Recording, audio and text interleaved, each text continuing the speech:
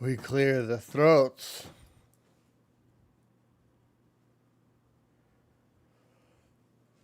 Boom! Hello and welcome everybody to the Crypto Mining Show, your one-stop shop for all cryptocurrency news from the perspective of a cryptocurrency miner. I go by Blind Run on the internet and Matthew in real life. And yes, we'll be getting the webcam here updated soon. It got held for some reason. I ordered one of the new ones from Elgato, their new 4K one that I was really excited for this mobile setup for. Basically, we have like all the Elgato stuff, so I figured for the mobile setup, it seems really nice to just have all Elgato, plug it all up and go. Hopefully, the new 4K webcam from them will be amazing.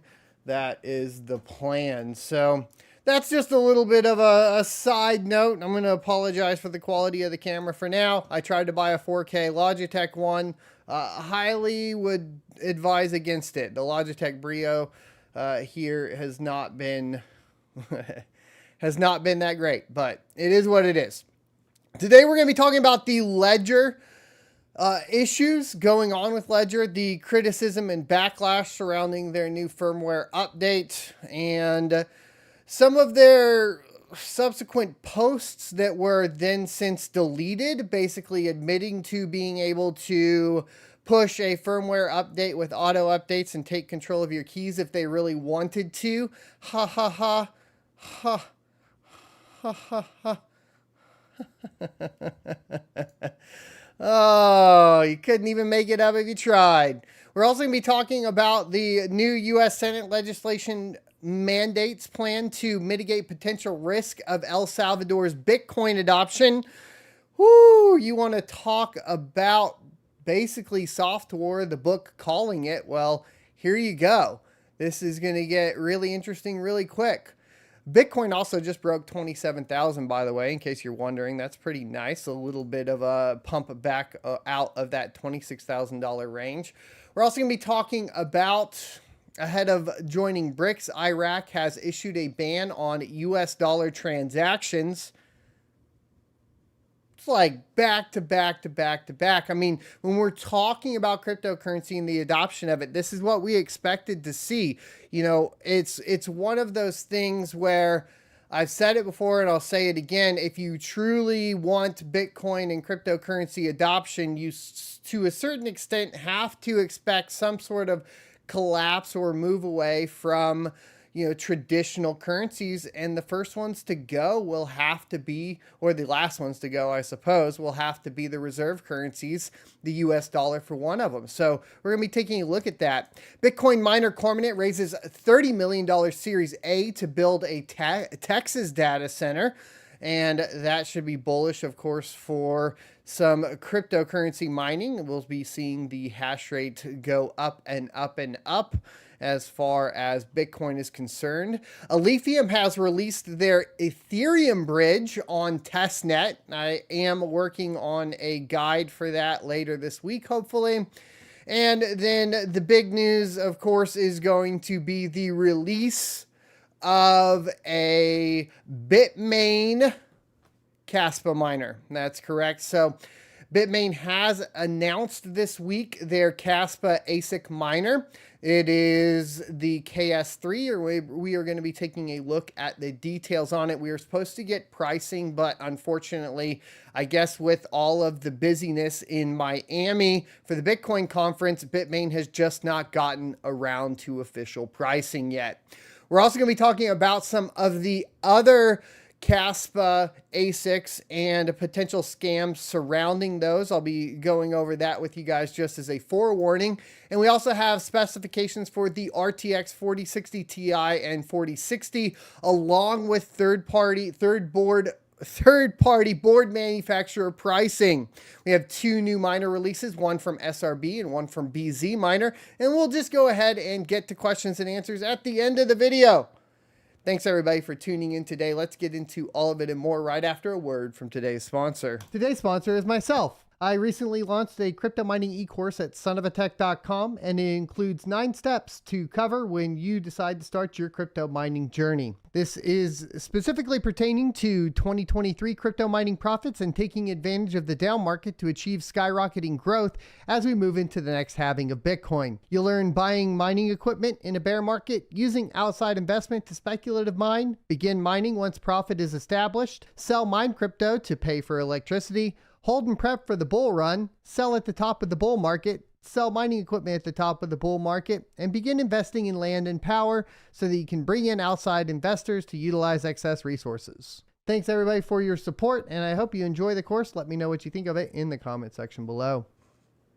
And welcome back. So let's go ahead and hop into the first one for today. A Ledger bats back criticism of new wallet recovery service. Quote, you're saying this is not what customers want. They go on to say, actually, this is what future customers want, said the Ledger CEO, Pascal Gauthier, if I am saying that correctly. Gauthier. Crypto wallet maker Ledger came under fire this week for its new Ledger Recover feature, with some posters on Twitter arguing that the service, which stores encrypted user seed phrases with third-party custodians, undermines Ledger's stated commitment to privacy and security. During a Twitter Space session, Ledger CEO Pascal defended the offering, saying, you're saying this is not what customers want. Actually, this is what future customers want, he said. Quote, this is the way that the next hundreds of millions of people will actually onboard crypto. Now, is he wrong? Not necessarily, right? Like we've seen at the Bitcoin conference this week, I've seen a couple videos come out of people saying that they want some form or fashion of recovery, a third-party custodian to basically come back at if they have any issues with their transactions, etc., or missing crypto. So the problem becomes, of course, as somebody that is, I would say a fundamentalist when it comes to cryptocurrency, especially to the Bitcoin white paper, is that when you give up the responsibility of managing your own keys, you're going to give up that privacy and security. But I'm not necessarily sure that the Ledger CEO here is incorrect. In fact, I think he's correct in the manner of which he is stating this, in that a majority of people will want this sort of service. The problem is it undermines the entire purpose of cryptocurrency from the very get-go, right? Because with great power comes great responsibility. What cryptocurrency allows you to do is self-custody your future, the future generations within your family and so on. And it does that by eliminating third parties and therefore, of course, eliminating any corruption that may come along with it. Now, within Bitcoin, there's been a ton of other issues going on too that I will be talking about more in depth, but I haven't gotten a ton of research into it yet. But there is some issues coming out with basically backdoor mining and fee structuring and all of this sort of thing. Plus the slowdown of the network now with the BPC or BPC 20s, or however that works, right? All of the ordinal stuff. We've seen ordinals now come out for Dogecoin. We've seen ordinals come out for Monero. This seems to be a technology that's going to get applied across the board on all layer 1 blockchains. It'll be really interesting to see how it functions. Tangent aside, though, as far as this is concerned, I think that, yes, what he is stating is correct. However, it is not the way you want to onboard and educate people, right? At least in my humble opinion.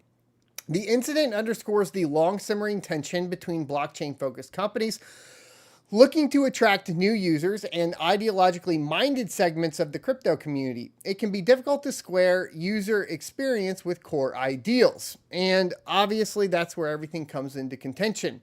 If you have a third party that is managing all of these funds, at the end of the day, they will have that access to basically participate within any subpoenas from the government, any sort of government control, any sort of financial control, all of that manipulation that cryptocurrency is, slated to replace, all of a sudden becomes an issue once again. And so I think you have to be more ideologically minded if you actually believe in cryptocurrency. And this is something, even within the Kaspa communities, even within the smaller, let's say, Kadena communities, whatever it may be, even the Pepe communities, all this, there's a huge focus on price, right? But that price is always converting back to fiat. Once again, the thing is like, it's supposed to be a replacement of an archaic system that is not being fairly levied across the board for all participants, right? And so if the focus is to go ahead and increase, price of X crypto, and that is considered the primary focus, then you lose focus of everything else that surrounds it, or the original purpose, right? The ideological purpose. And then you have to pull into question if cryptocurrency really changes anything at all, right? Ledger is a Paris-based provider of crypto hardware wallets, quote, cold storage devices that link a person's crypto to a USB thumb drive. Compared to browser-based hot wallets like MetaMask, which stay connected to the internet at all times, or exchanges like Coinbase and Binance, which hold crypto on customers' behalves, hardware wallets are considered the most secure way to hold crypto. Now, I've said this before, and I'll say it again, you can have a more secure way to custody cryptocurrency. You can get offline wallet generators, and when you generate those keys, you can go ahead and place them in something that's never touched the internet, pull that public address out, and custody your crypto in that manner. That would be the safest way. The hardware wallets, traditionally I've said, are kind of the next step up from that, a little less secure, but more secure than a lot of these, right? Here's the other thing though. You can always still do, if you wanted something that can connect to the internet, but then you can disconnect it, you can do this in a lot of different ways. Virtualization with any chosen software wallet that you prefer, right, for whichever cryptocurrency you want. These are options. CubesOS, which I've covered before, backed by Snowden. If you aren't familiar with CubesOS, it compartmentalizes each individual application, which can make it a little bit more secure. You can also basically detach any of the network from any of those, attach them as necessary, and so on. You could use Hyper-V to do this, or any other virtualization software. Or if you just want as basic as possible, you could literally purchase like a laptop, strip the Wi-Fi, strip the Bluetooth out of it, use maybe just like a whatever. I would get a laptop that had some sort of NIC or hardwire connection that you can connect when you're ready to connect it, go about your business. And then you're not having to worry about these hardware wallets pushing any sort of, firmware updates that could potentially compromise your system, right? When a person sets up a wallet, they are given a random string of words called a seed phrase that serves as a secret wallet recovery key. Users are instructed to write down the phrase and hide it away somewhere safe.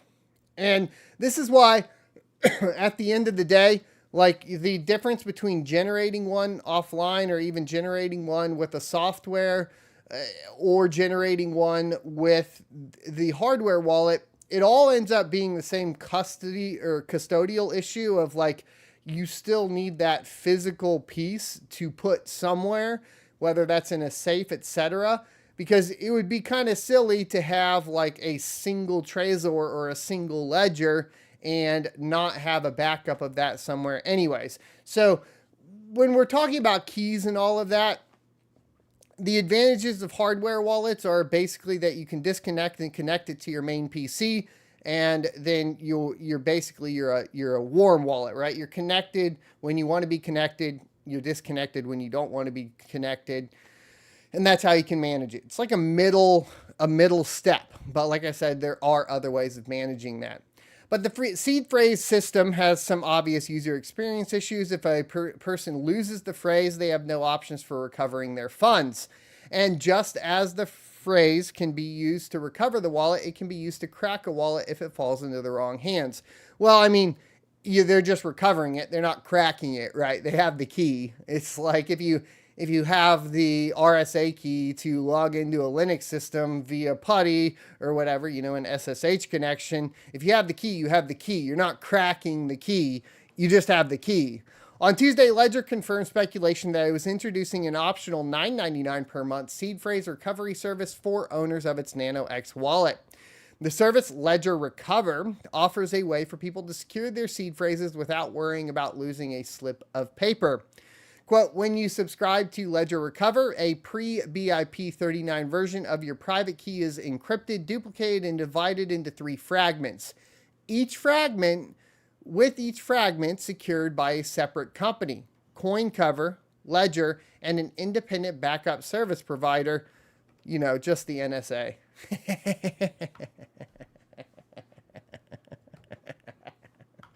That was a joke. They didn't say that. I don't know who the independent backup service provider is. Ledger explains on its website, quote, each of these encrypted fragments is useless on its own. When you want to get access to your wallet, 2 of the 3 parties will send fragments back to your Ledger device, reassembling them to build your private key. Here's the community backlash. A segment of the crypto Twitter responded to news of the feature with outrage, alleging that splitting the encrypted key to third parties could leave it vulnerable, thus undermining the entire purpose of a hardware wallet versus alternative storage options. Users took particular issue with the requirement that Ledger Recover customers provided that they provide a government-issued ID to the company should they wish to use the service. So obviously here, now what do you get? You onboard everybody with KYC, also known, or just for those who don't know, KYC stands for Know Your Customer. And this can be utilized to track cryptocurrency and basically be able to undermine, of course, one of the core principles of cryptocurrency from the very get-go. This is why you saw a backlash against Ironfish for their airdrop in the US requiring KYC. This is why you see backlash for KYC across cryptocurrency in general, is because it removes that privacy feature and it gives more control back into the government, right? And that is a third party that you shouldn't have to interact with if you were just making a transactions between 2 people. And that is the idea, right?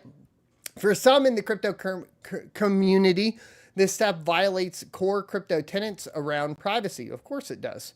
Quote, sure, you could use Ledger's new Recover service and give them your private keys, controlling your assets as well as a copy of your ID and other personal information, tweeted Alistair Milne, a Bitcoin investor with a large following on Twitter. But why then bother with a hardware wallet in the first place? And to a certain extent, this makes sense, right? What is the biggest problem with cryptocurrency exchanges? If we talk about cryptocurrency exchanges and Know Your Customer and all of that, there's a part, the thing is they control your crypto, right? But this isn't really too far off of controlling your crypto. Sure, they split the seed phrase into 3. They send it to 3 different companies, but you basically just have 3 different entities now that control some form or fashion of your cryptocurrency. So then what's the point, right? What's the point at that juncture if you sign up for this recovery phrase to go ahead and even utilize that in the first place? Just utilize a centralized exchange like Coinbase, KYC yourself, and move on with life.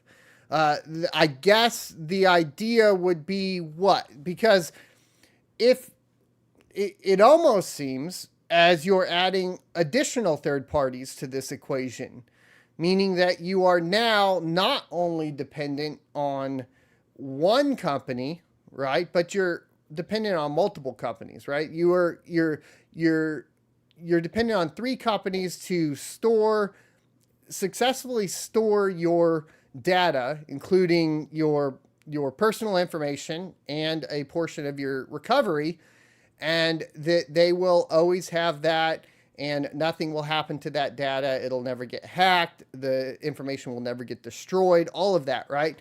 At any point, if any of that happens, then you basically have 3 new points of failure of potentially losing your cryptocurrency at the end of the day.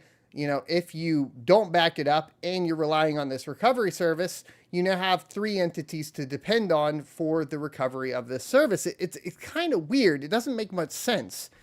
Some critics use the update as an opportunity to bash Ledger's security record. In 2020, the company suffered from a data breach that exposed the emails of nearly 10,000 customers.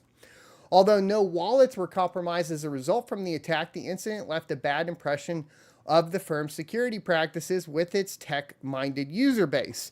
And the only reason that none of the other information was taken is because none of that was stored by Ledger. But if now they're going to be storing your personal information, you could have a breach of if a breach happened again, now at this point, your personal information is stored somewhere there on their servers, and you could be the victim of identity theft, right? Or much worse, getting doxxed and whatever else. Quote, the Ledger, the company that has experienced multiple security breaches that expose personal information of hundreds of thousands of its customers, now wants you to export your private keys from your hardware wallet and give fragments to them, coin cover, and an unnamed third party, the NSA, once again just joking, where any two can siphon funds. Tweeted chainlinkgod.eth, a community ambassador for the crypto infrastructure firm Chainlink. To facilitate recovery, they need you to dox yourself and give even more of your personal information, allowing anyone with your identity documents from other data breaches to take your funds. This seems poorly thought out. On a Twitter space responding to concerns around the service, Ledger's leadership defended its security practices, emphasized that the new recovery service was completely optional, and denied allegations that its new service amounted to any sort of a backdoor. Now, this is where things get a little interesting, because during this argument, Ledger support was getting flustered, and they actually tweeted this out, by the way, caught by, luckily, Coin Bureau here. So shout out to Coin Bureau. Says, technically speaking, it is and always has been possible to write firmware that facilitates key extraction. You have always trusted Ledger not to deploy such firmware, whether you knew it or not. So, they say, the official announcement here, we don't have that ability for a backdoor. There's no backdoor in this one, but that's because you just need to trust us and don't worry about it. But if we wanted to, we could, right? The idea here, though, excuse me, at the end of the day, is that with any case, updating firmwares can be risky. And in addition to that, any auto updates of firmwares could be risky at any point. Even if you aren't worried about the actual official firmware pushes, there could be malicious software on your computer that could push a firmware update unbeknownst to you that you accept, and then you could be compromised in that way. There are a lot of ways that this could go through. So to a certain extent, Ledger support here, I think, has a very valid claim. But at the same time, does that mean that you should use their product because they have a valid claim here? No, it just means that, yes, what they're saying is true. What Pascal is saying is true in regards to essentially the future adopters of cryptocurrency will want a service like this. And what Ledger support here is saying is true. It's always been true in IT that this is a security issue, right? So it's not wrong, but obviously it's bad optics. So just keep that in mind. They did go on to say that it's not a backdoor at all. You stay in control. Nothing will happen without your consent on device, said Ledger co-founder Nicholas Baca, adding that the team plans to open source its code in the future so that users can see how Ledger's recovery service safely encrypts user data and operates securely under the hood. Now, open sourcing everything is obviously a good move. So I would hope that they would open source this in general. And if I were to use it, I would want it to be open sourced and reviewed by people that I trust before I utilize the service, right? Just in general. Quote, people have had a lot of fear, which is perhaps unjustified, said Ian Rogers. I disagree. I think it's justified. Ledger's chief experience officer said. Rogers emphasized that Ledger was making its recovery service fully optional and was transparent about partnerships with third-party custodians. Quote, as a consumer, you have a choice, as you should know who it is that you're trusting. And that is at the end of the day, I would just urge you to understand that as far as the principles of crypto are concerned, that your choice should be to take responsibility into your own hands for custody of your cryptocurrency and to not utilize services like this, right? I mean, easy peasy, we can say that and we can educate people as far as that's concerned. But it does bring up other concerns surrounding even utilizing any ledger device in general. Previously, I'd say, okay, well, utilize a ledger device as your, warm wallet. You can have funds in there that you plan to sort of trade in the future, but you want to custody it in a safe manner, but with ease of access so you can get it out for any sort of trading that you want to do, that sort of thing. But as it sits now, excuse me, I got to get some water. As it sits now, I don't think that I would trust utilizing any sort of ledger device in general. And maybe for the warm wallet features, you do just go to that little bit more of a difficult path, but a safer one where you just have a separate, laptop that you're going to utilize for those specific purposes, right? That you connect and disconnect as you see fit. Gauthier reiterated that its recovery feature was a necessary step for attracting new crypto users. I'm sorry, but a piece of paper is a thing of the past and ledger recover is a thing of the future. He said, there is no compromise to security. Obviously, I do not think that is true. There's clearly a compromise to both security as well as privacy in this particular form, right? If you utilize recover, you have now, like I mentioned, 3 different security risks, essentially. You've added 3 points of failure, and you've given a company with a poor track record of securing their data centers, your private information, right? You're fully doxxed, that can be utilized to steal your identity. So there are definitely compromises. As an individual utilizing the Ledger Recover service, there are compromises to your security and your privacy regardless. That's undeniable at this point. So I completely disagree with that statement as far as that's concerned. So he also responded to critics of Ledger's track record. He said, I've seen a lot of people on Twitter saying, I'm sure this will be hacked in the next 12 months. And he said, okay, let's see. He added that the company has 6 million devices on the market and it hasn't been hacked, hasn't been compromised, and has no backdoors installed. But we're talking about individual devices. We're not talking about the data that you're storing in your data center to recover these devices, right? There's a difference because right now the product is they have a hardware wallet and the users connect that. It's much more difficult to compromise that than it is to compromise, a database that's sitting within a Ledger data center, right? Or at this point, probably some cloud service provider like Azure or AWS. So it is different. If Ledger ever gets hacked, any sort of credibility or reputation in the company will be at stake, he said. So of course we're not going to make those kinds of mistakes. I think the problem is, sir, is those mistakes have been made in the past.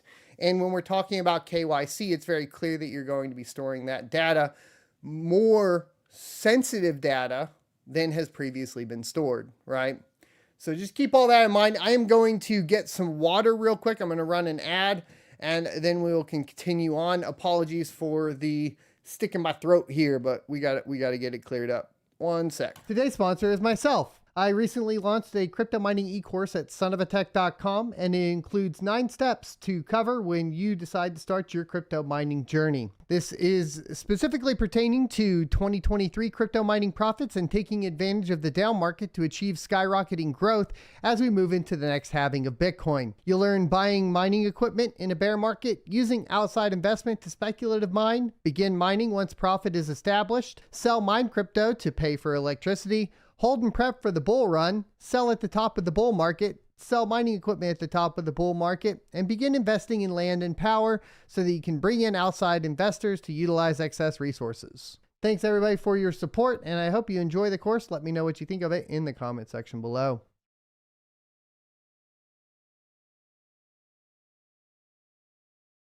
And welcome back. Thanks everybody. I had to grab a water here.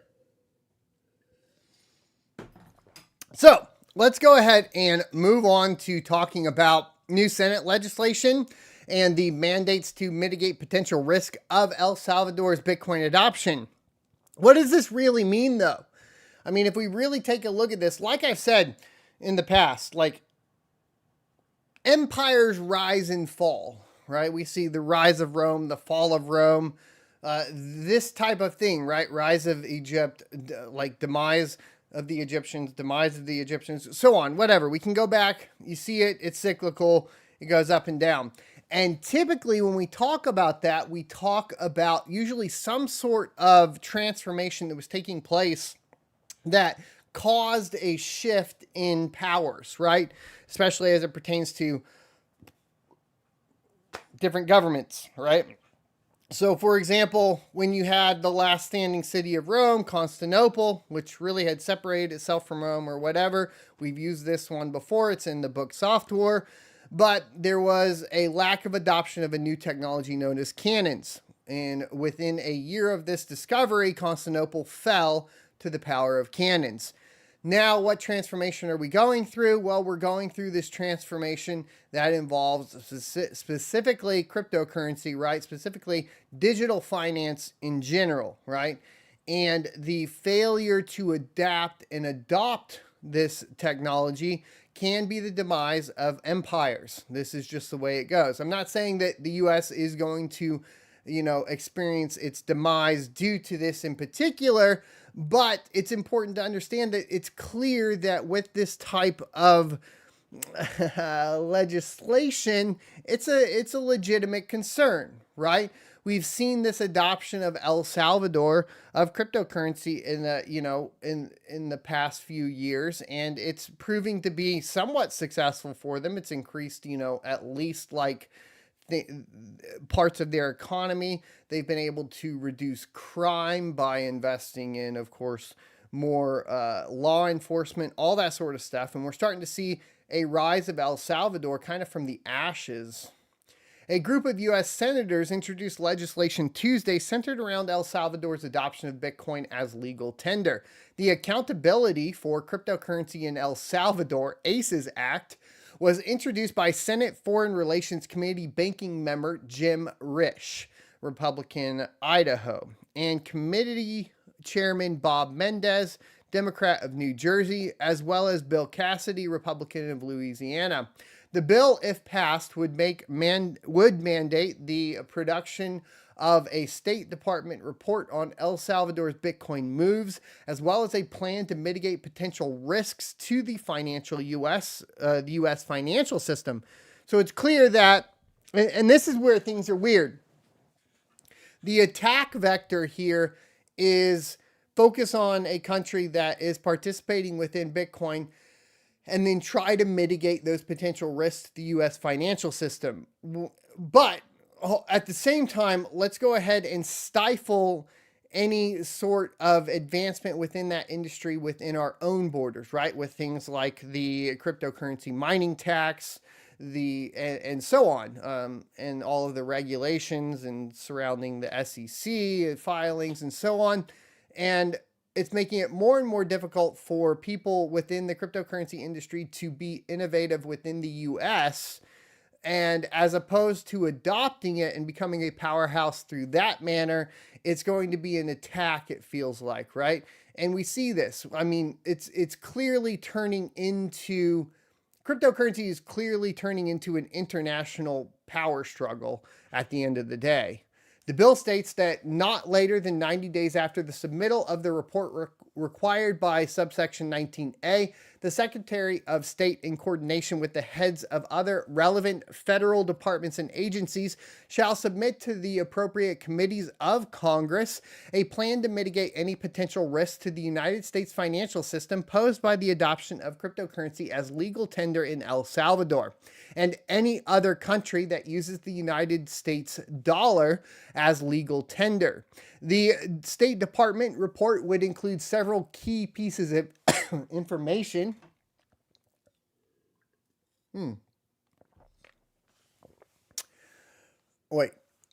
About El Salvador's process to legally make Bitcoin legal tender. as well as an examination of how that law affects its citizens and businesses. For example, the report would describe the process El Salvador followed to develop and enact its Bitcoin law, the extent to which its citizens are using cryptocurrency, and the country's technical ability to handle cybersecurity risks. It would also include contextual information such as data on El Salvador's unbanked population and remittance flows from the U.S. The report would also investigate matters such as El Salvador's bilateral economic and commercial relationship with the United States and the potential for reduced use by El Salvador of the US dollar, the United States dollar. And obviously, like these partnerships, everything that's going to be going on in the US as it pertains to cryptocurrency is going to be because the US dollar is, at this point, very clearly under attack. Not only, by cryptocurrency to a certain extent, but also by other countries and program like obviously BRICS, right? That's what we're referring to.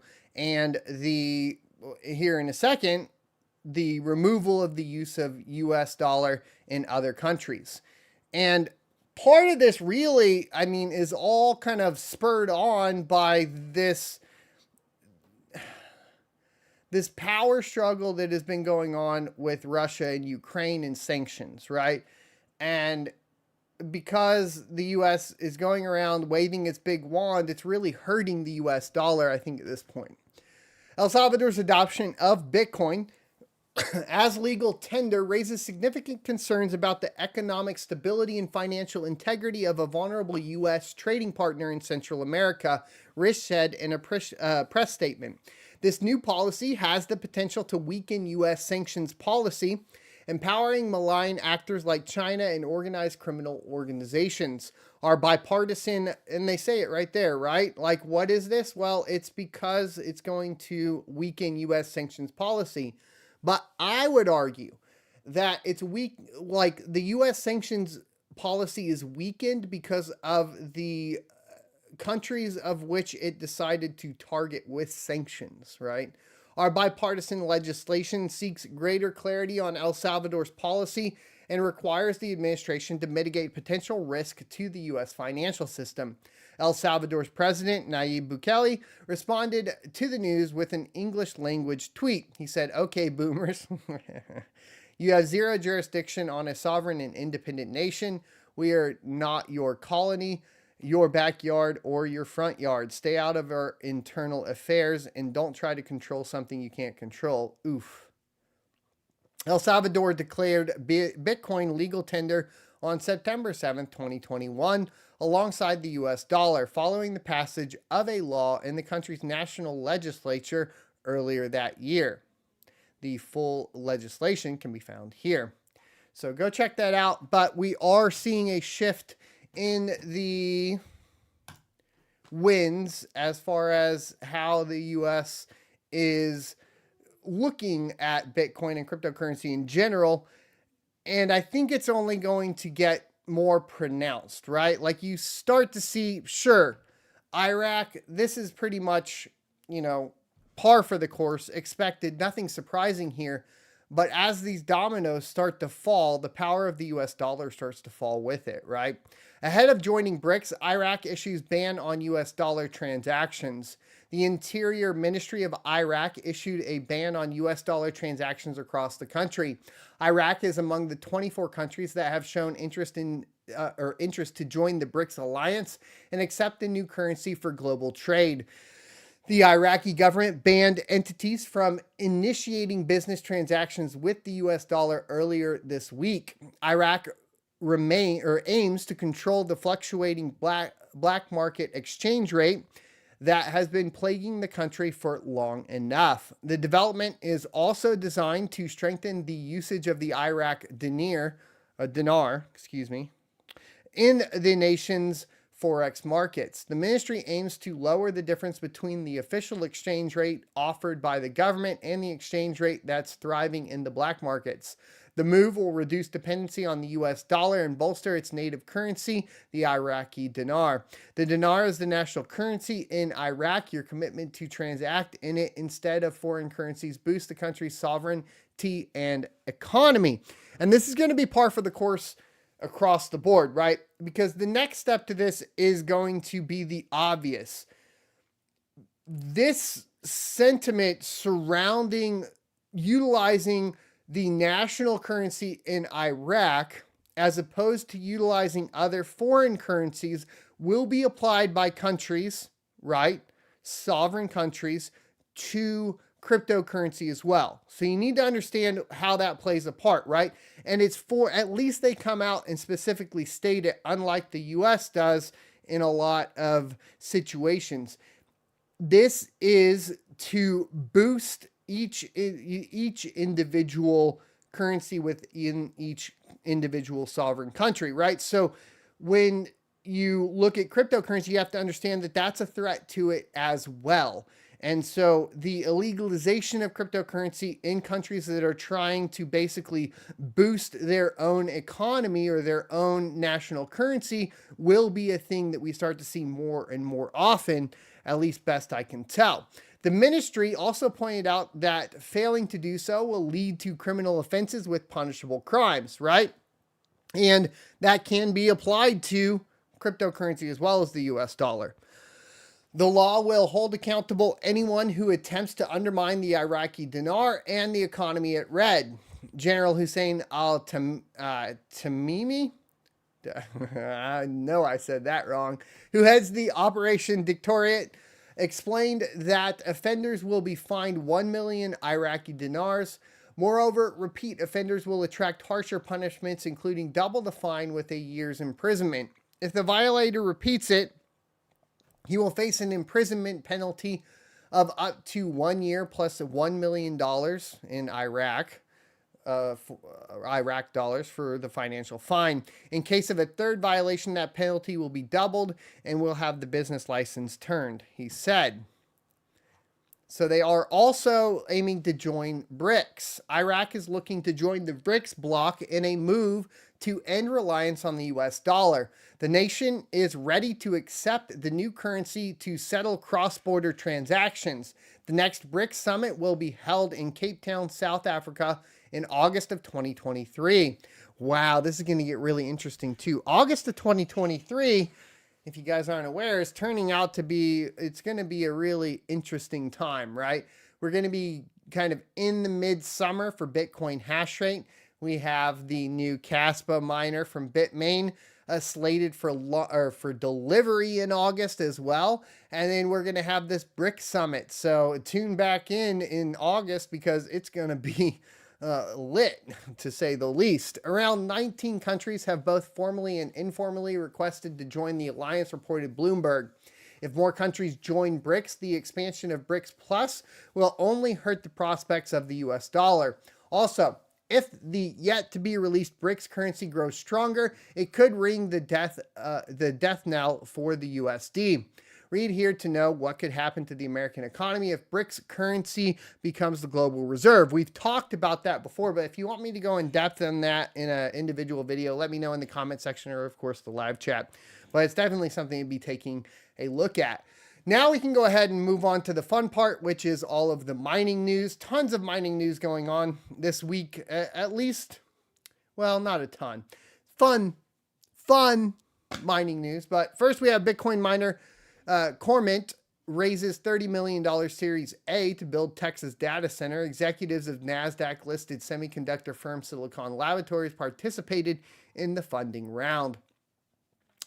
Bitcoin mining startup Cormint Data Systems raised $30 million in a Series A funding round, co-led by its president to build a data center with 2.4 exahash a second of computing power in Fort Stockton, Texas.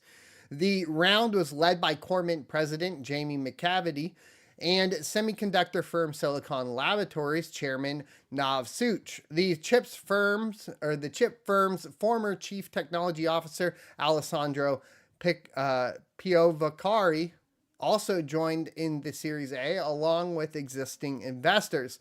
The fresh capital adds 400 Bitcoin or $10.8 million US dollars raised in late 2023 through promissory notes. With the price of Bitcoin modestly rebounding and energy costs slipping, the mining industry is starting to emerge from a prolonged crypto winter.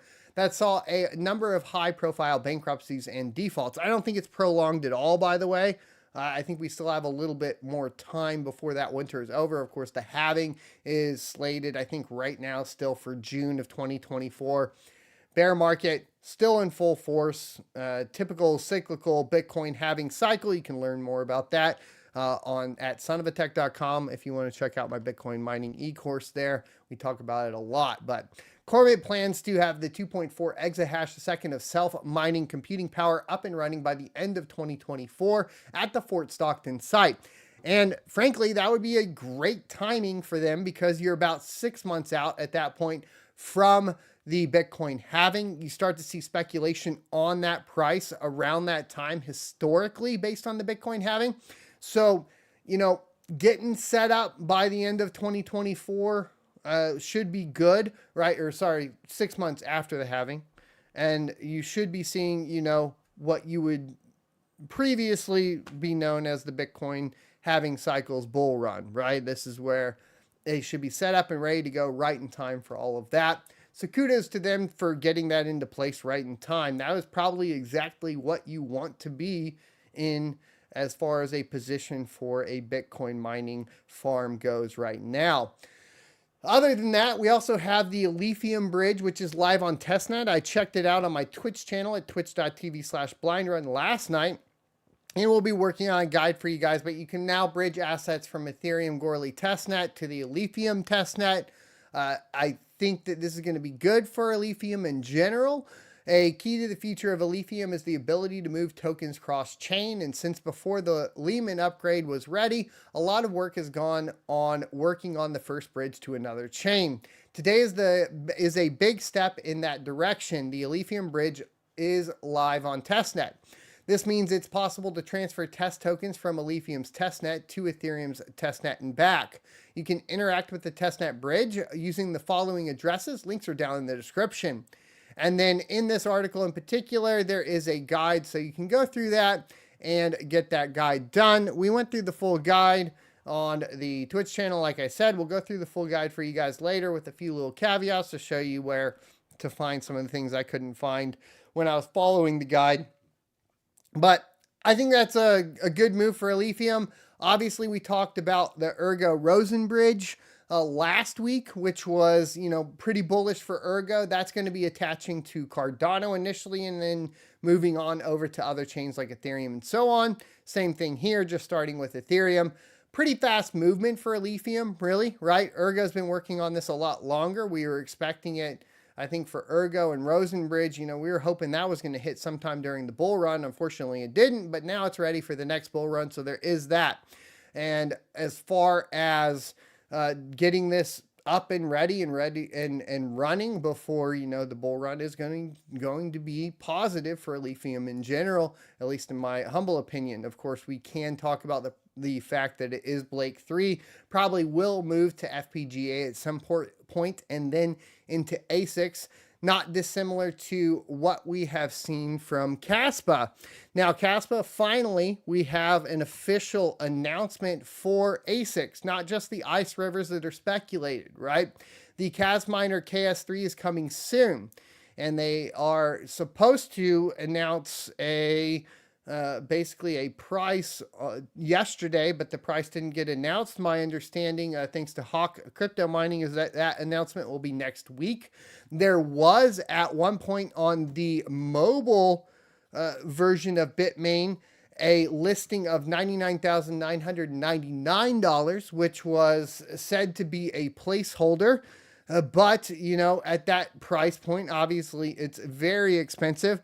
This is kind of the thing that needs clarification. Obviously, when you do Twitter, etc., it's hard to get clarification on this. So let me be extremely clear. A higher price point for an ASIC on the network would be better for the price of Kaspa in the short term than a lower price. However, a lower price will be better for decentralization.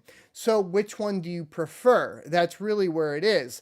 This will be a balancing act, a yin and yang of what is best for the network. And there is probably some sort of middle ground there that would be ideal. What that middle ground is, I do not know. I am inclined to think that the ASICs are being launched and were developed a little bit too quickly.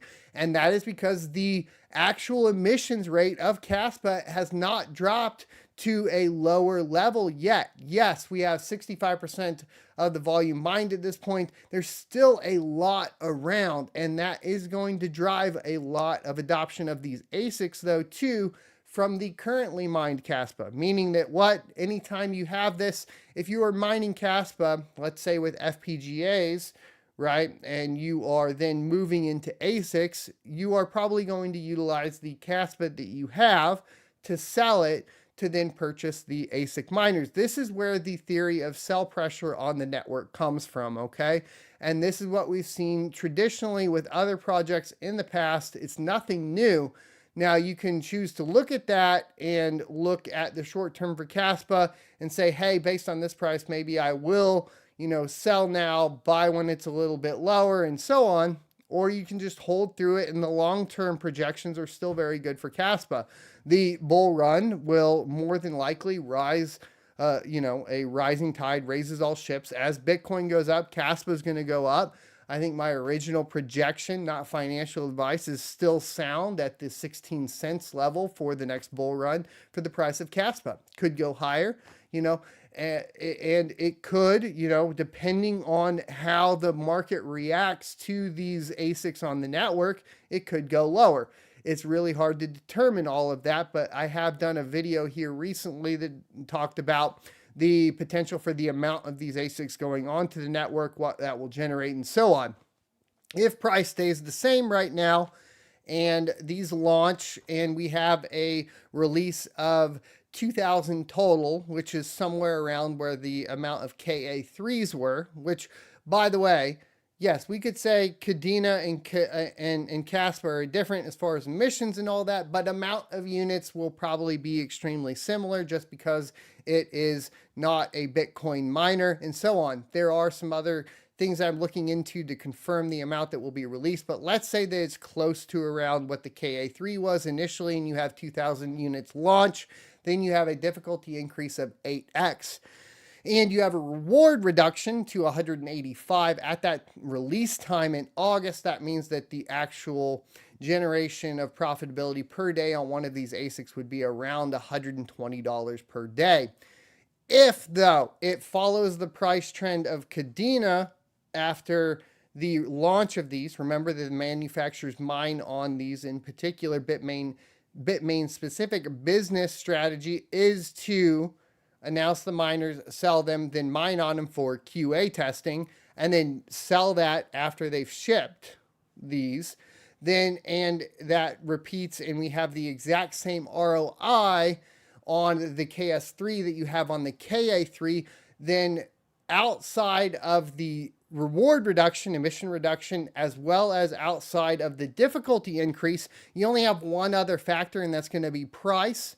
If we accounted for that ROI time right now on the KA3 to the KS3, then we are looking at a pretty rough price reduction.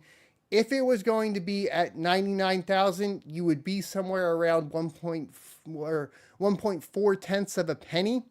If we were closer to what the projected is from like Wolfie, etc., which would be that $24,000 price range, it would be about 8 tenths of a penny.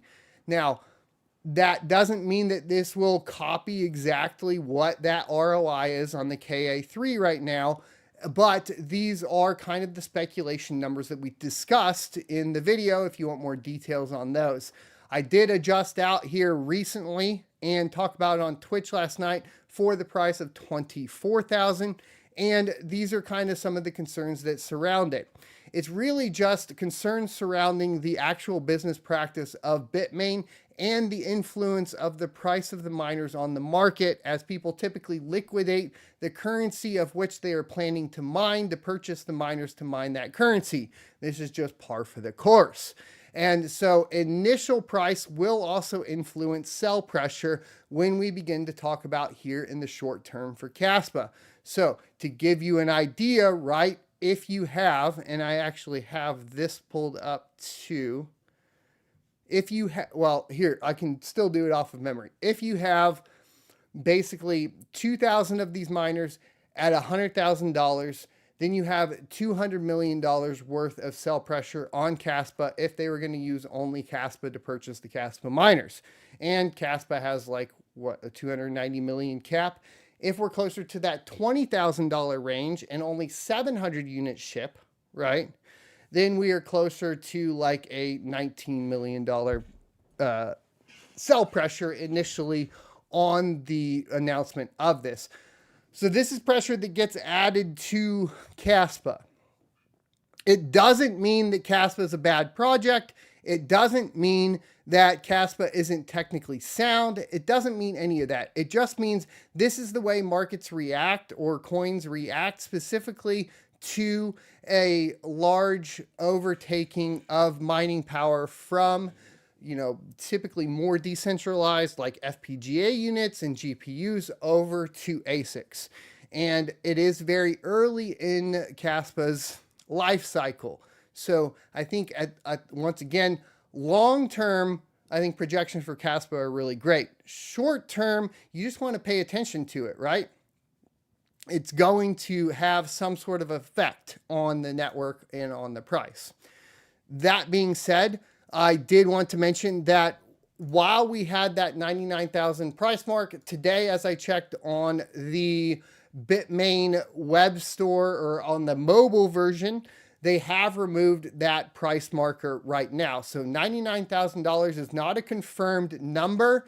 It does appear to be a placeholder. Why they decided to do that placeholder is unknown, right? This could be some sort of psyop going on there to kind of figure out what the response to that price would be, and then for them to adjust out from there, right? So keep that in mind when you are considering, what you're going to do with these purchases. Now, when we talk about the purchases for ASICs in general, if you're considering purchasing an ASIC for Kaspa mining from Bitmain, take into account that the first shipments, the first batches, are always priced higher than the second batches, historically, and you don't have as good of a price projection or an ROI projection until the second batch. And you also have larger unit failures on the first batch. So I want you to take into consideration all of that when looking at this initial launch. More than likely, these will sell out very quickly regardless. So there you go. That being said, speaking of PSYOPs, all of that, Rabid Mining actually made a video on the Ice River official statement on ASIC Miner Talk from Reddit that's trying to get people to purchase ASIC miners from iceriver.cn.com instead of from iceriver.io. Now, in this particular case, I can tell you that it's pretty clear in this one that if you go to the icerivercn.com and you go to shop, you can actually add any of these to cart. But these have been sold out since before they sent a test model to Red Panda Mining. And on the official Twitter account, they have said that that is a scam and that iceriver.io is still the real site. And if you go to iceriver.io and you go to the shop and go to one of these, they're sold out, right? So if I was going to take a stab at which one is fake and which one is real, the one that is accepting payments for the KS1 and KS2, I would presume is fake, and the one that is sold out is accurate, right? That being said, should you be purchasing these with, the KS3 on the forefront? Probably not. Probably wait till you know what the competition's going to be. But there are a lot of different conspiracy theories surrounding the Ice Rivers versus the Bitmain, and they're quite hilarious if you want to go check them all out. I did talk about a couple of them last night on my Twitch channel at twitch.tv/blindrun. Let's talk about GPUs. So here's the deal. The RTX 4060 family is announced. We do have pricing on it. Here's the specifications. The 4060 Ti is going to have 4,352 CUDA cores, which will be clearly important with the current state of GPU mining, in that there's not a lot of memory intensive algorithms or coins, new coins being launched that are profitable, right? A lot of these are utilizing a lot of core, so this will be more relevant than it has been in the past. The boost clock is going to be 2.54 gigahertz a second, base 2.31. You will have 16 gigabytes of GDDR6, so you are not getting the GDDR6X in this particular model. To get up to the GDDR6X, which is going to be the faster memory, you're going to have to bump up to the 4070 or higher, which I think is very relevant here. I'm actually not too confident that these will be that great, because if we're talking about 4060 Ti versus 4070, in comparison to what the 3060 Ti was to the 3070 previous generation, and the differences in the GPU mining market, the 4070 is going to be a pretty clear winner in my humble opinion. First of all, the specifications are not the same on the memory. So even if we were talking about memory hardened algorithms, right? And you compared the 3070, which had basically the exact same amount of memory and bandwidth, etc., or pretty close to that of the 3060 Ti, 3060 Ti and 3070 Ti, or 3070 being pretty much the same. In this particular case, you're getting a huge downgrade on the memory side here from the 4070 to the 3060 Ti. And that continues on the memory interface, which is going to be 128-bit. Plus, you're getting the slower memory. So you're getting less memory, potentially more memory on the 16 gigabyte version, but less memory on the 8 gigabyte version for sure. You're getting a smaller memory bus as well. In addition to that, of course, like I said, CUDA cores, your clock speeds, all that are going to be a lot more important this time around than they were on the previous cycle, just due to the fact of the type of coins that are being developed at this time, right? Almost everything that's new has some sort of core intensive process on it, right? We talk about Nexa, and Nexa proof of work has that core intensive portion on it, right? We talk about Radiant. We talk about Alephium with Blake 3. We talk about pretty much anything across the board, even if you go into the ProgPal family, has some sort of core influenced advantage. So the 4060 Ti here, not looking as good as the 4070 Ti in my humble opinion, when we're talking about mining in the future, as opposed to where it was in the past. The 3060 Ti was a pretty good competitor for mining to the 3070. The RTX 4060 will have the same memory, meaning it's maybe more enticing the 4060 Ti for memory hardened algorithms. However, it will only have an 8 gigabyte of GDDR6 option. It does have a lot of cores cut off of it, down to 3072 CUDA cores, and the boost clock only goes up to 2.46, so it's or gigahertz, so it's quite a bit lower as well. I will probably be trying to get some testing on these. The price point is also a little...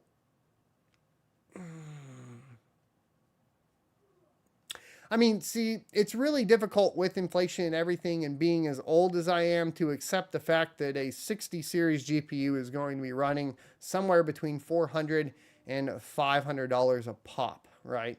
So we have these listings now ready. The Founders Edition is going to be $399 for the 60 Ti. And then if we go up from there, the Aorus Elite, for example, is going to be at $470.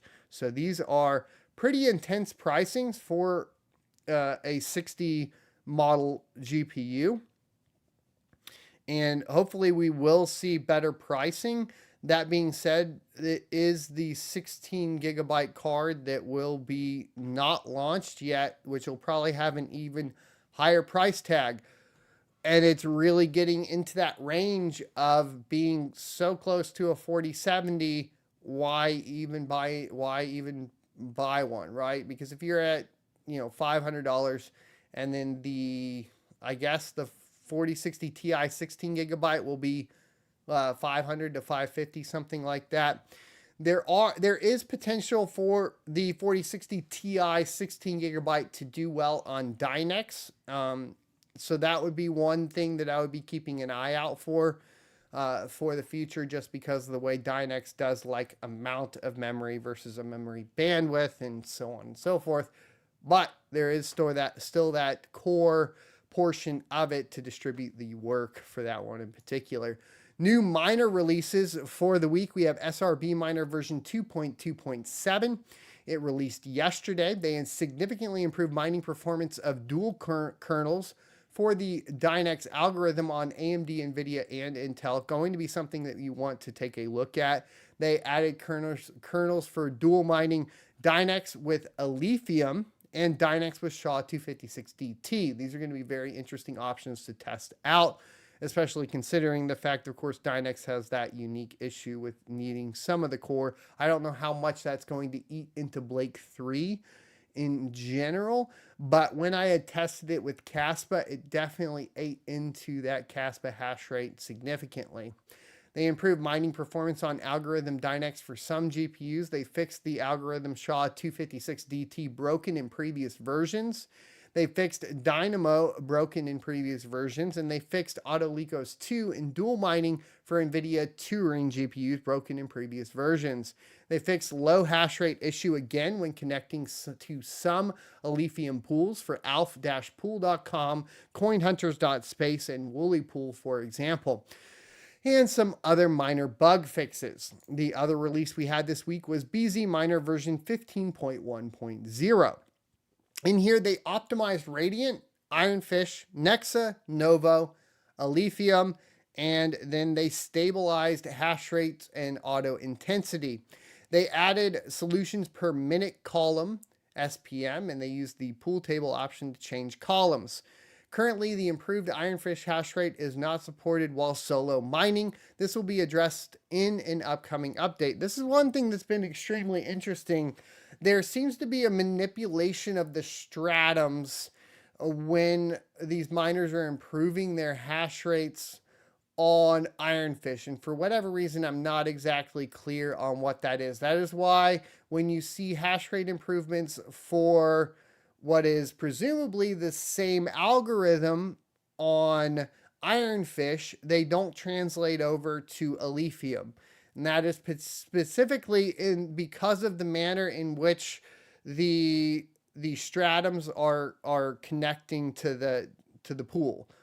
And so it's kind of interesting in general to see this happening. I don't know what kind of manipulation is being done there. I would like to talk to a dev about it. What in particular is going on there. It's just something that I've noticed. I think I have mentioned that before. Currently, so they did note that Nexa development is continued joint effort with LOL still.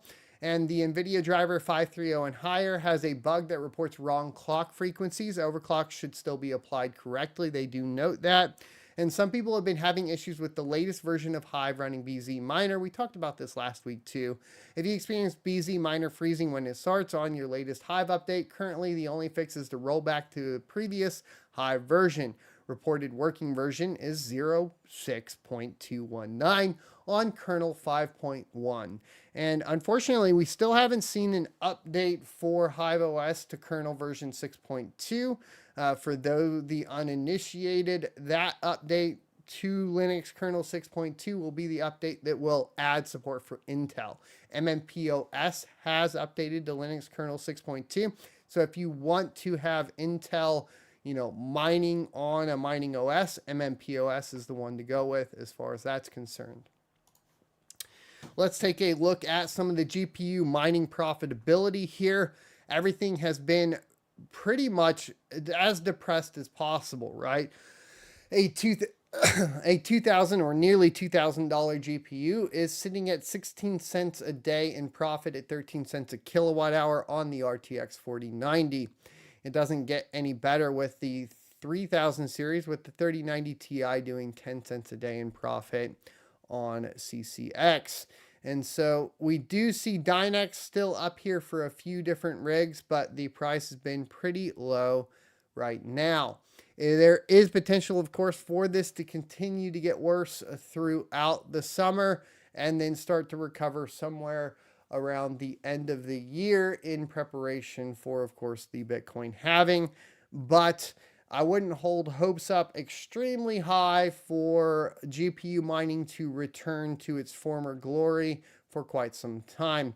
If you are interested in what my moves on my GPUs are and all that sort of stuff, you can check out sonofatech.locals.com. Currently, right now, I do not have a clear idea, so let me know if you do as well. Let's take a look at some of these hash rates that are going on. I believe Bitcoin is just kind of the big one we want to check out. We actually did have an increase in hash rate and a subsequent increase in the difficulty after the first decrease in difficulty in quite some time. I think it had been since, when was the last decrease? Was in February. Then was up until, what was it? May. Yeah. So it had been maybe about 3 months of up only for the Bitcoin hash rate and difficulty. And then we had a little bit of a decrease in difficulty, and now it's back up. You would presume because of the summer months, etc., and the summer winter cycle in the US, and the US now having the most hash rate, that we should see a reduction in hash rate moving into the summer months as things get hotter, rolling into June and July and August. My assumption is we will start to see a little bit of a reduction in that hash rate, and then of course more miners coming online after that. If we wanted to look at, let's see, there's a lot to go through, but we can do some of the big ones. Of course, Kaspa should still be sitting around 1 petahash. It does look like it's still sitting right around one petahash. This is also another note that I wanted to point out too. Because we saw this with the FPGAs on Kaspa, and we did see this in previous coins. When ASICs and FPGAs come onto the market, your hash rate will go up, and it will kind of stick there regardless of price, right? And the reason for that is because now you have specific units, right? ASICs are application-specific integrated circuits. They can only do one thing, right? They can only mine Kaspa. So because of that, you do have a more stabilized network security or hash rate, because there's no way for those to move on and off. This is something that Kaspa has, or the Kaspa development team has said that they are excited about ASICS for. It does appear that this is something that is proving out to be true, because in most situations, if we would have seen this 15% drop over the past 7 days on Kaspa, and it was still primarily GPUs that were mining Kaspa, we would have seen a subsequent drop in the hash rate on Kaspa. What does that mean if we're analyzing that, right? That does mean that there are more than likely a majority of FPGAs and ASICs on the Kaspa network, and by and large, GPUs have moved off of the Kaspa network at this time. That's what we can tell from this data. If you have any more insight on that, definitely leave a comment in the comment section below and let me know in the chat over there. So if we wanted to look at Ergo, we're down 3% over the past 7 days and sitting at 21.91 terahash a second. Some of the big ones, right? Radiant is down 24% over the past 7 days, a huge drop off in hash rate, and the difficulty hasn't really, well, the difficulty's come down, but probably still needs to come down a little bit more. Pretty stark reduction, but you are starting to see it good in the profitability calculators. If I was to say a good time to mine Radiant, I mean, now seems like a pretty dang good time to mine Radiant, right? if you're just wanting to get some Radiant to stack your bags. Nexa is down 7.86%. It had a little bit of a dip in hash rate and recovered a little bit as well. So these networks are like the GPU networks, right? This is where we kind of look. You want more evidence that Kaspa has more FPGAs and ASICs on the network right now than they have had in the past. All you have to do is look at the other coins like Nexa and Radiant here and look at the reaction of the hash rate on the network compared to the price. Price goes down, hash rate goes down. Right now, we're not seeing that with Kaspa, right? We're seeing price go down, hash rate remains consistent. That tells me, once again, I just want to make that clear, that it looks like FPGAs and ASICs are pretty much have stabilized on the Kaspa network. Let's go ahead and get into questions and answers for the day. Super chats are never required, always appreciated first to be answered. And tagging at Son of a Tech will highlight the message orange, and I will read it.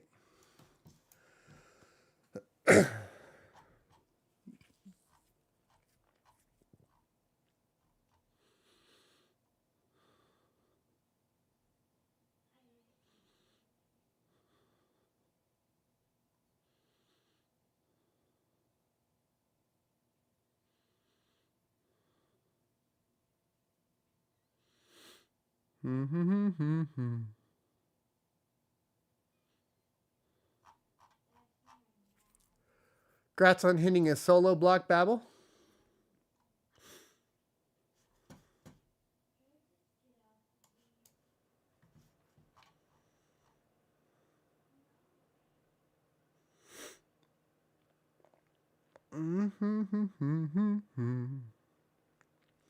Trillion says, Ask Son of a Tech, is there one or two projects you're mining in your GPU farm? Right now, over the past week, I've been having issues with power and internet.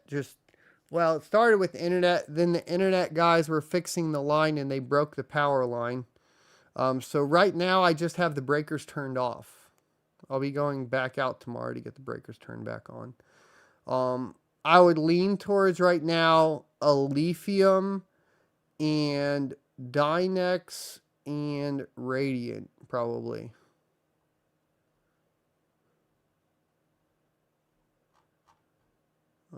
Patrick says, I found several blocks titled Soft Power. Who was the author? It's Soft War. And it is Jason Lowry. Hugo, thanks for the $10 super chat. Says, what are your thoughts on proof of useful work? I think that preparing for proof of useful work could be beneficial for a GPU miner because it gives you more options to essentially hedge your bets, right? It gives you more options to mine more coins. If you end up in a position where you have a bunch of octo miners, you know, the X12s, the X8s, and then all of a sudden you need to increase the amount of PCIe lanes because X proof of useful work coin became extremely profitable, you're stuck in a position where all those parts are in demand when that happens. So from a proof of useful work standpoint, my gut tells me that it's better to prepare for it than it is to not prepare for it, right? Sustainable Crypto says, now that Hero Miner's 10K giveaway is done, will the hash rate get spread out to other pools or no? Typically, when you look at a proof of work coin, the pool that gets the most hash rate first remains the top pool, and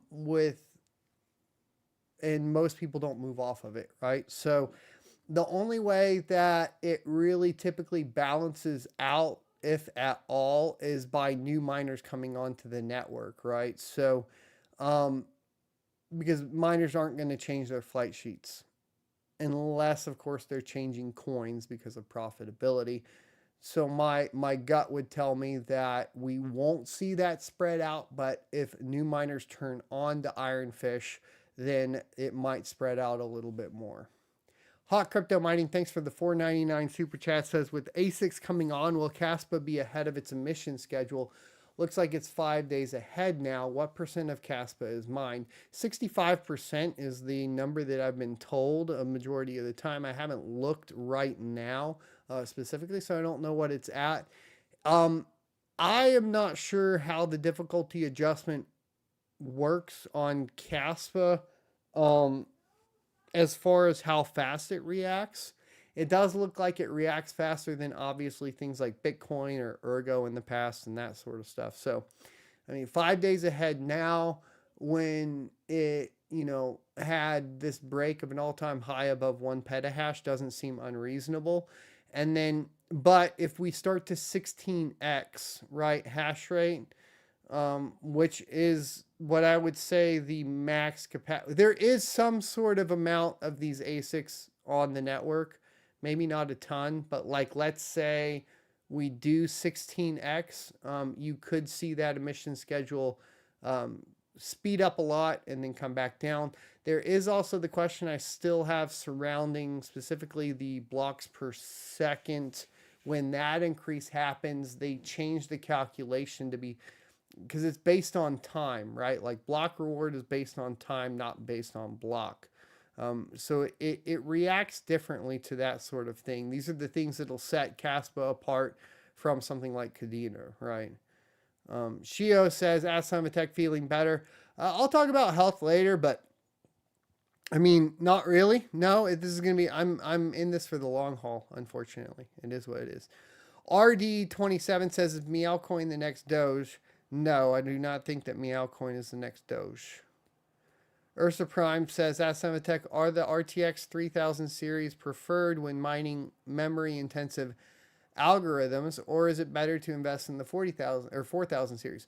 So that's an interesting question. It actually is a little bit more complicated than just saying 3,000 series versus 4,000 series, right? The advantage to 4,000 series on the 4070 is that you get that GDDR6X, and by and large across most manufacturers, especially and NVIDIA themselves, they've solved the cooling issues with the GDDR6X, meaning that you're getting much faster memory in the 4000 series on the 4070 and up. If you drop below the 4070, right, and you're going into that like 4060 Ti realm, it's yet to be seen for sure, but you are getting slower memory. So then at that point, a 3060 Ti is going to be more appealing for a memory intensive algorithm than a 4060 Ti, right? Babelfish says, as Tech, I need to start soloing Bitcoin. Do you have a good resource for setting up the node and starting Bitcoin mining? I have it. I had posted it on Locals. I can go find it again and post it over there again, though. There's one really cool one where you can mine with satellite. RT says, ask Tech, have you seen an ETA on the Pepe proof of useful work or any more details? I haven't. I need to get an interview going with them. I know that they're anon though, so I can talk to them and see if I can get more details for you guys. Right now it's in testnet, right? And I think it'll be in testnet for quite some time, to be completely frank. ET says, at Tech, is Ergo worth more in my wallet or being traded for something else?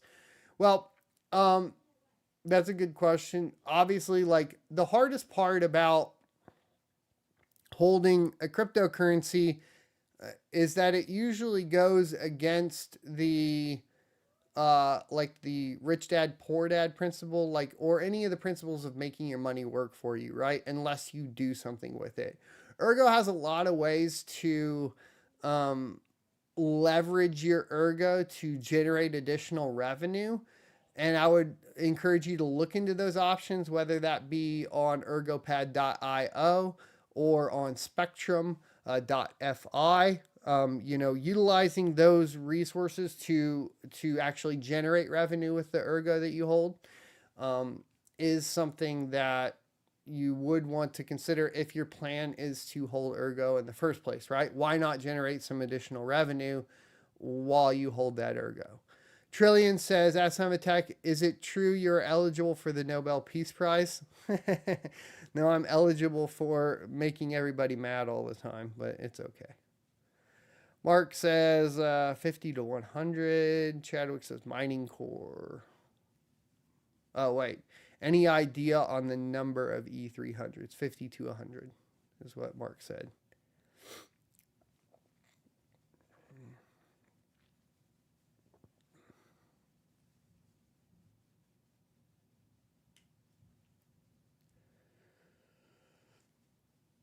$200 M2s.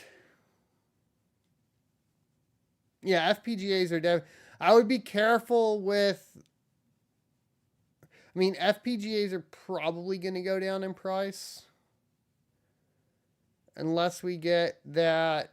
Unless we start seeing those bit streams for Radiant or Nexa or something like that come online soon, right?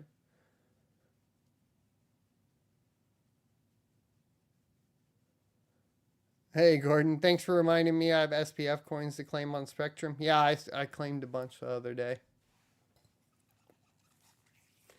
Shia says, that son of a tech, I looked at Threadripper 5's Ryzen 9. Why go for Threadripper 1? Price. You know, you can get a 1900X, which has 60 lanes of PCI, or 60 PCI lanes for like $63 on. You still have to pay, like the motherboards are still expensive, you know, like 300 a pop. But it's the most lanes for the least amount of money. What do I think about the new Jazz Miner? I don't know. I haven't had one yet, Miguel.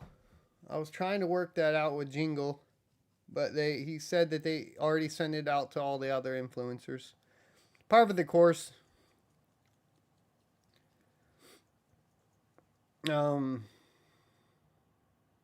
As it were. But we are looking at 7:30 already, and I have not done all the stuff that I need to get done for the kiddos today. So please hit the like, comment, subscribe. I will be over on twitch.tv/blindrun a little bit later, maybe playing some games, talking. So come check me out over there. I'll get you guys the link.